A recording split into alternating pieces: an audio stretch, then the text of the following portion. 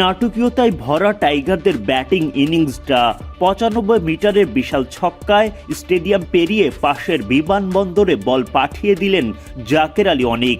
Sportsmanship দেখিয়ে এদিন প্রশংসার জোয়ারে ভাসেন জাকের শামীমরা। আবার রান আউট নিয়ে শামীমের সাথে জাকেরের হলো জল ঘোলা। একবার মাঠ থেকে বেরিয়ে গিয়েও ফিরে আসেন অনিক। শেষ পর্যন্ত তানজিম সাকিবকে সাথে নিয়ে দারুণ ফিনিশিং তার। হোয়াইট ওয়াশের স্বপ্ন পূরণে বাংলাদেশ পায় দারুণ পুঁজি। ক্যারিবীয়দের হোয়াইট ওয়াশ করার লক্ষ্য নিয়ে শুক্রবার ভোরে মাঠে নামে বাংলাদেশ। এবার টস জিতে আগে ব্যাটিংয়ের সিদ্ধান্ত নেন অধিনায়ক লিটন দাস। সৌম্য সরকার চোটের কারণে একাদশের বাইরে।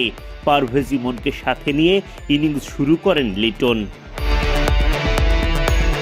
সুযোগ পেয়েই দুর্দান্ত ব্যাটিং করতে থাকেন ইমন। একের পর এক বাউন্ডারি আসতে থাকে তার ব্যাট থেকে। পাওয়ার হিটার ইমনের সাথে ক্লাসিক লিটন। ওপেনিং জুটি জমে ক্ষীর। তবে বিপদ হানা দেয় ইনিংসের পঞ্চম ওভারে। রোমারিও শেফার্ডের বলে ছক্কা হাঁকাতে গিয়ে ব্যাটে বলে ঠিকঠাক কানেকশন ঘটাতে পারেননি লিটন। বেন্ডন কিংয়ের ক্যাচে বিদায় নিতে হয় তাকে। ফেরার আগে ১৩ বলে ৩ বাউন্ডারিতে লিটন করেন ১৪ রান।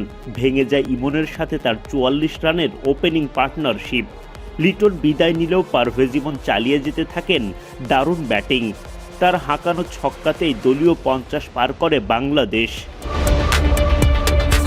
ছক্কা হাঁকানোর পরের বলে আবারও পাওয়ার হিটিংয়ের চেষ্টা ইমনের। এই দফায় আর বাউন্ডারি পার করতে পারেননি। ধরা পড়েন জাস্টিন গ্রিভসের হাতে। দুর্দান্ত ড্রাইভে চোখ ধাঁধানো ক্যাচ নেন গ্রিভস। হতাশ হয়ে বিদায় নেন ইমন। ২১ বল থেকে তিনি করেন ৩৯ রান। ১৮৫ স্ট্রাইক রেটের ইনিংসে ৪টা ৪-এর সাথে ২টা ছক্কা আসে তার ব্যাট থেকে। উইকেটে এসে ছক্কা দিয়ে ইতিবাচক বার্তা দেন আরেক বাঁহাতি তানজিদ তামিম। তবে দুর্ভাগ্যজনক একটা আউটে বেশি দূর যেতে পারেননি তিনি। ৩ উইকেট হারানোর পর জুটি বাঁধেন জাকের আলী অনিক ও মেহেদী হাসান মিরাজ।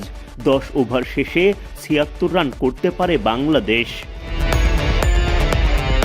রানের গতি বাড়ানোর লক্ষ্যে বাউন্ডারির পসরা সাজান মিরাজ। বাংলাদেশ পায় দলীয় ১০০ দেখা। এরপরে অবশ্য ছক্কা হাঁকাতে গিয়ে মিরাজ হারিয়ে ফেলেন নিজের উইকেট। ফেরার আগে ২৩ বল থেকে ২৯ রান করেন তিনি। শামীম পাটোয়ারির সাথে জুটি গড়ে তোলেন জাকের আলী অনিক। চমৎকার স্পোর্টসম্যানশিপ দেখান তারা। জাকেরের হাঁকানো শটে ক্যাচ নিতে গিয়ে আঘাত পান ওবেদ ম্যাকয়। মাটিতে লুটিয়ে পড়েন তিনি। এ সময় দৌড়ে ২ রান সম্পন্ন করেন জাকের ও শামীম। তৃতীয় রান নিতে গিয়ে জাকের খেয়াল করেন ম্যাকয় আঘাতপ্রাপ্ত। তখন সুযোগ থাকলেও ৩ নম্বর রান নেননি। বিষয়টি তিনি নজরে আনেন শামীমের। তখন ২ টাইগার ব্যাটারি রান নেওয়া থেকে বিরত থাকেন। চমৎকার স্পোর্টসম্যানশিপ দেখিয়ে প্রশংসা পান জাকের শামীমরা। এরপর ঘটে আরও নাটকীয়তা। দৌড়ে রান নিতে গিয়ে একই প্রান্তে চলে যান জাকের ও শামীম। প্রাথমিকভাবে নিজেকে আউট ভেবে জাকের মেজাজ হারিয়ে মাঠ ছাড়েন। কিন্তু পরে দেখা যায় আসলে শামীম আউট হয়েছেন। তখন জাকের আবারও ব্যাটিংয়ে আসেন। শামীম চলে যান মাঠের বাইরে। শেষ পর্যন্ত জাকেরের ফিনিশিংয়ে লড়াকু পুঁজি পায় বাংলাদেশ।